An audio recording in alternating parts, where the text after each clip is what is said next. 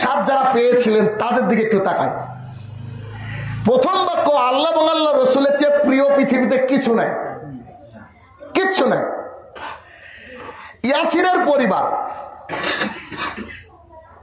তিনজন মানুষ প্রাথমিকভাবে, ইয়াসির, স্ত্রী সুমাইয়া, ছেলে আম্মার।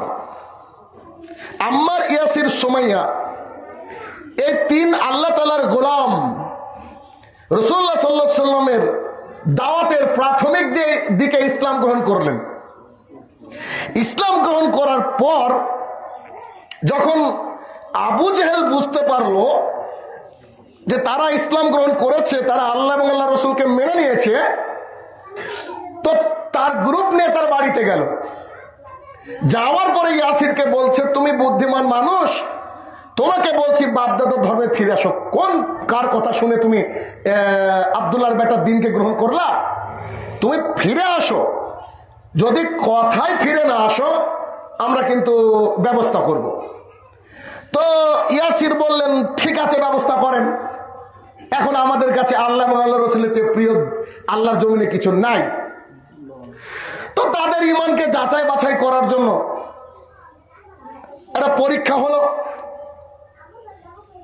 তপ্ত বালুকময় প্রান্তর, সাধারণত দুপুরে সৌদি আরবের মানুষ বেরায় না, তো এরকম রাস্তার পাশে একেবারে বালু গনগন গনগন করছে। মা, বেটা, স্বামী তিনজনকে নিয়ে চলে গেছে। লোহার বর্ম পরিয়ে দিয়েছে আবু জেহেলের গ্রুপ, পরিয়ে দিয়ে রোদ্রের মধ্যে দরদর দরদর করে ঘামছেন আর বলছেন, বল তোরা কি দিন ত্যাগ করবি? তখন বলছে, আল্লাহ এবং আল্লাহ রসুলকে গ্রহণ করেছে। তারপরে অত্যাচার শুরু করে দেওয়া হলো। সন্তানের সামনে মাকে আর পিতাকে টর্চার করা হচ্ছে। এখন আপনি বুঝেন তো নিজেকে, আম্মার মনে করেন আপনার মা বাবার উপরে অত্যাচার হলে ঈমান কি থাকবে আপনার? আমার তো মনে হয় না যে থাকবে। তখন অত্যাচার করতে করতে করতে করতে ইয়াসিরকে মেরে ফেলা হলো, রোদের মধ্যে বেঁধে একেবারে অত্যাচার করতে করতে মেরে ফেলা হলো।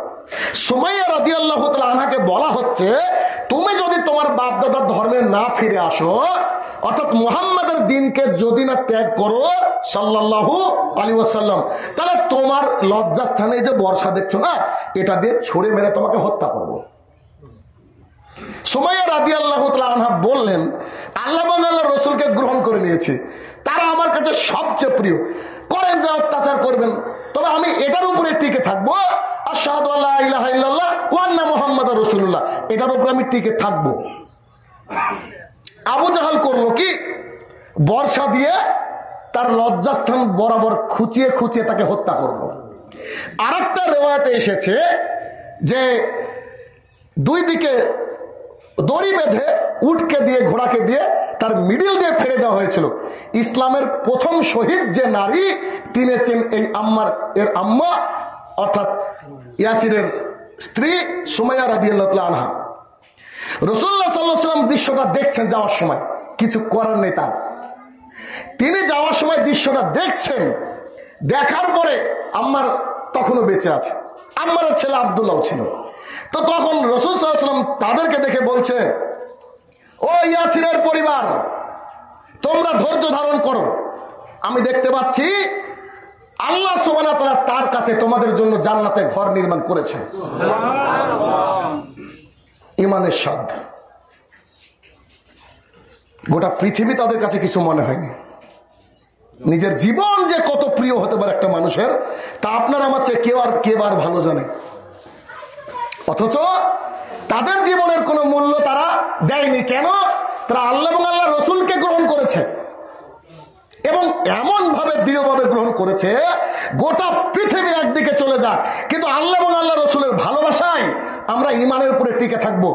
ওয়াল্লাহি, আল্লাহর কসম করে বলছি, এইভাবে কেউ দৃঢ় থাকতে পারে না যতক্ষণ না সে ঈমানের স্বাদ পায়। ঈমানের স্বাদ যে কত মজার, যদি না কেউ ঈমানের স্বাদ পায়, অসম্ভব। কি করে টিকে থাকবে? কি আছে বলেন? রাসূল সাল্লাল্লাহু আলাইহি ওয়াসাল্লাম বলেছে, মারা গেলে জান্নাত পাওয়া যাবে। জান্নাত পাওয়া যাবে 1450 বছর ধরে শুনছি, কি করলাম আমরা?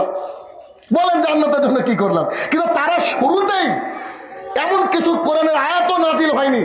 শুরুর দিকে বেনিফিটের কথা তেমন কিছু নাজিল হয়নি, কিন্তু শুরুর দিকে এমন ঈমান আনলেন তারা, আল্লাহ এবং আল্লাহ রসুলকে এত প্রায়োরিটি দিলেন ওই হাদিস অনুযায়ী যে তারা জীবন দিয়ে দিলেন, কিন্তু আল্লাহ এবং আল্লাহ রসুলের ভালোবাসাটাকে বুকের মধ্যে জিয়ে রাখলেন। এটা কি ঈমানের স্বাদ ছাড়া সম্ভব? কত স্বাদ তারা পেয়েছিলেন। এটাকে বলা হয় ঈমানের স্বাদ, এটাকে বলা হয় ঈমানের স্বাদ।